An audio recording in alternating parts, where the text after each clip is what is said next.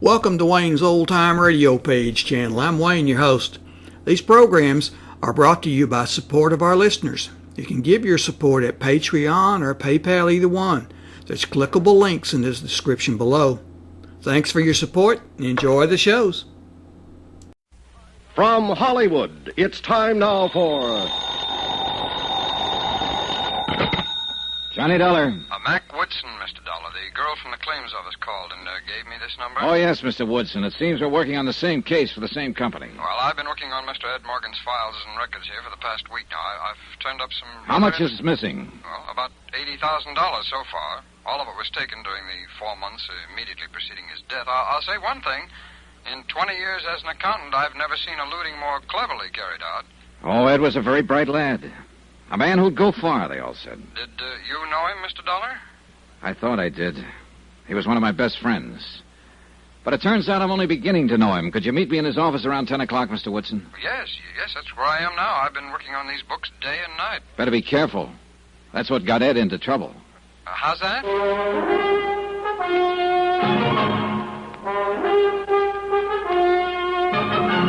Tonight and every weekday night, Bob Bailey and the transcribed adventures of the man with the action-packed expense account, America's fabulous freelance insurance investigator. Yours truly, Johnny Dollar.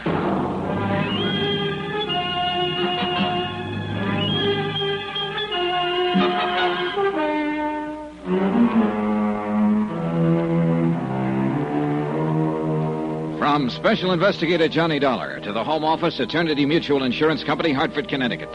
Assignment, the confidential matter. Location, San Francisco. Expense account continued. Item 4, $1, 1 martini. Item 5, $1, 1 tip to the bartender who stirred the martini.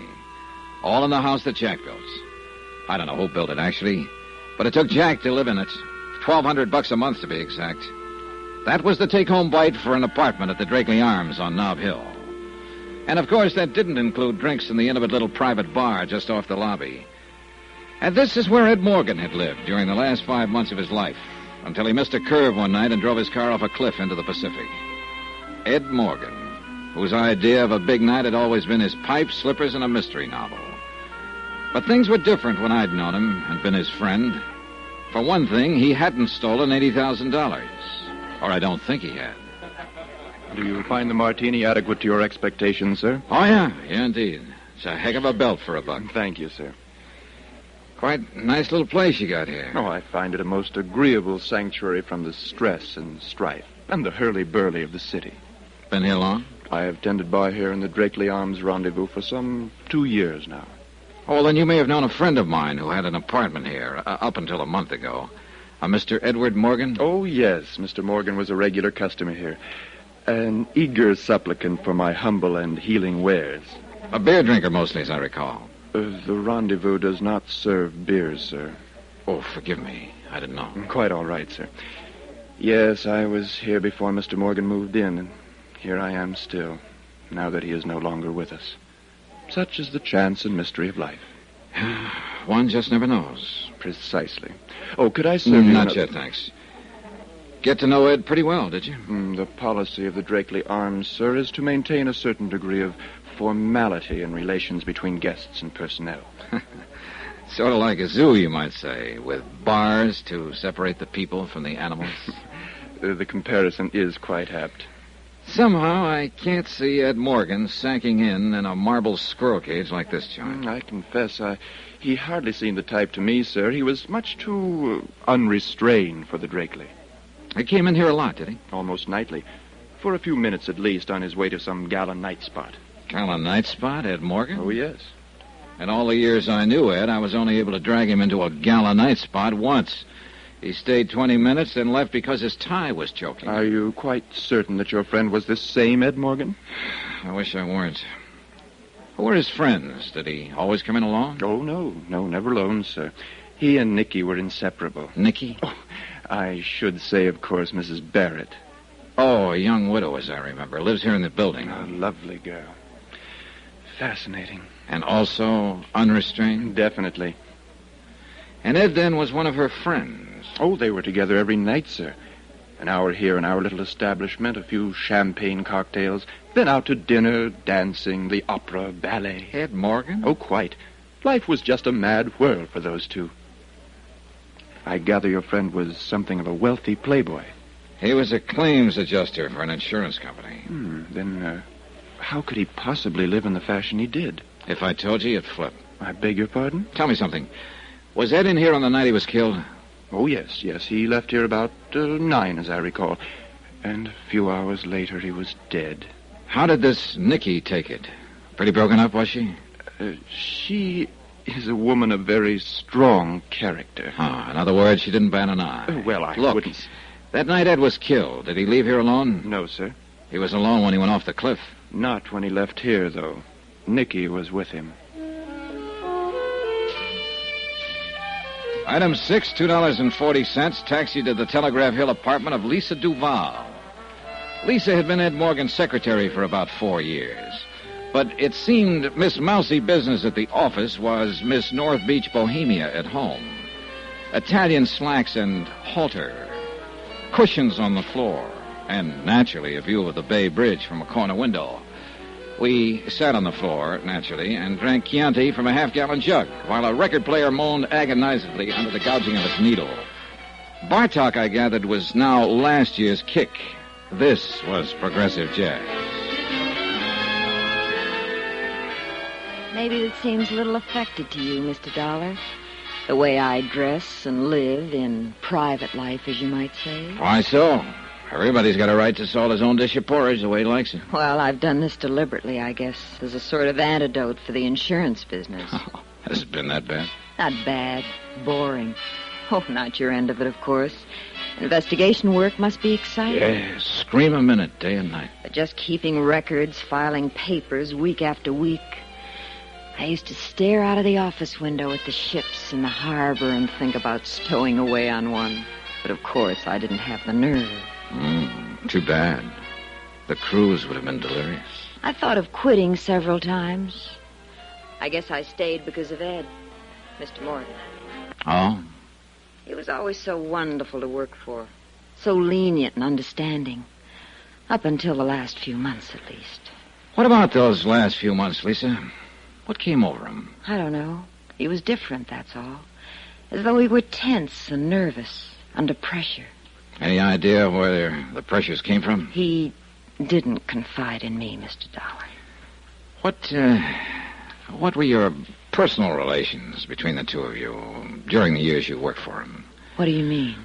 Well, I mean, were you friendly, formal, strictly business? Friendly, I think, would cover it best.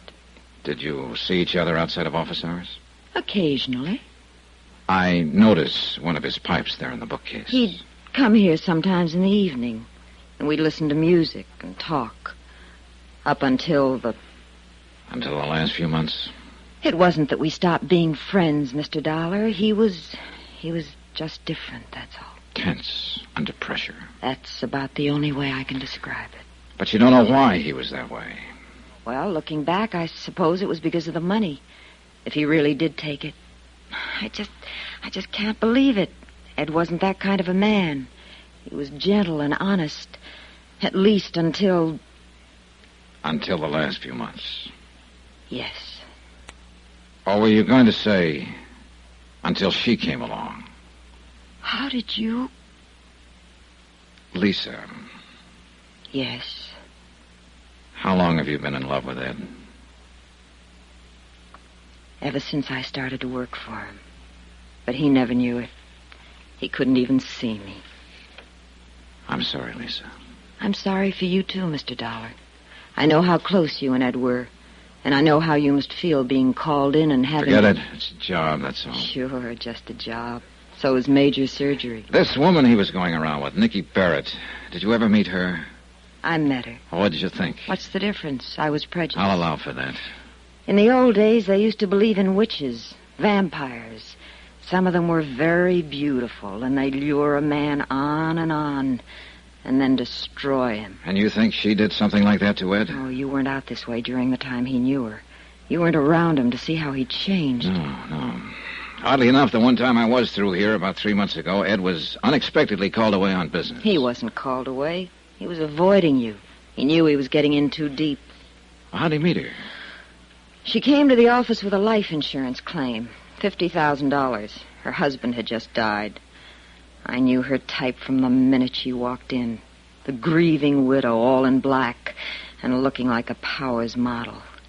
And he just melted down and laid his head under her foot. That was the start of it. Well, why'd she come to him? Unless she had a disputed claim. There was a double indemnity clause. Her husband had been killed in an accident. Her husband, too, huh? What do you mean? Ed Morgan died in an accident. Remember?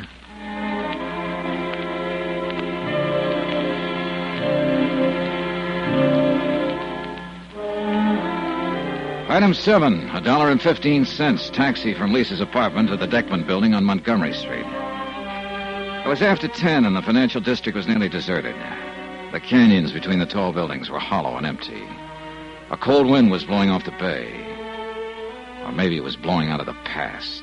An old, old past, dead and far away. The pattern was beginning to look familiar. Too familiar. Lord, the woman gave me the forbidden apple to eat. Ed, too, it seemed. The same old whine, the same old dodge. And yet there was something not quite right about that pattern. The accountant runs into some funny ones, Mr. Dollar. This Morgan case here is one of them. How do you mean, Mr. Woodson? Well, the way he was going about it, for one thing. Running hog wild, as you might say. Of course, as I said on the phone, his general scheme was pretty clever. He certainly knew his standard procedures. Well, he'd been with the company a long time. Well, now, these payoff checks on claims. Of course, they were sent out from Hartford in care of this office. So what Morgan did was open a disbursement account in the bank here, then sign and deposit the checks and draw out the money in cash chargeable to direct disbursement funds under his own name. Mr. Woodson. Now, of course, the canceled checks would return to Hartford, but since they were countersigned to disbursement, they wouldn't even be processed. Instead, they'd be returned to Morgan. So, you see, there'd be no evidence Look, in Hartford. Mr. Woodson, I'll accept the fact that Ed was clever. But what did you mean there was something funny in the way he was going about it? Well, he must have known it couldn't last. It was a good scheme for a short time, but it carried the seeds of its own destruction. In what way? Complaints. Some of these claims are 4 months old, and legitimate claims. Morgan couldn't stall these people off forever. Oh, I see. Only other embezzlement case I've worked on that was similar was a man who worked a quick swindle for a blackmail payoff. He knew he'd probably get caught, but he just had to take the chance. Yeah, you may have stumbled onto something, Mr. Woodson. Oh, is it so? You mean it ties in with that file folder you've been studying there? Oh, I don't know. It's an investigation report on an accidental death. Happened about a year ago. Ed Morgan handled the insurance claim and got to know the widow. He'd been running around with her for several months just before his death. I don't quite see the... Oh, of course. Mr. Morgan also died in an accident. Unless he was murdered.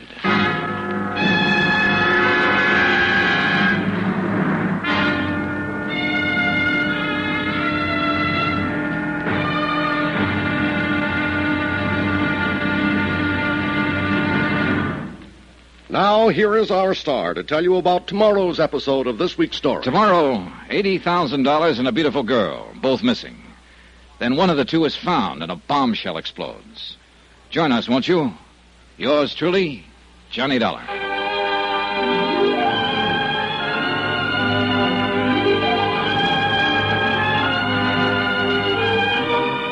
Yours truly, Johnny Dollar, starring Bob Bailey, is transcribed in Hollywood. Written by Les Crutchfield, it is produced and directed by Jack Johnstone.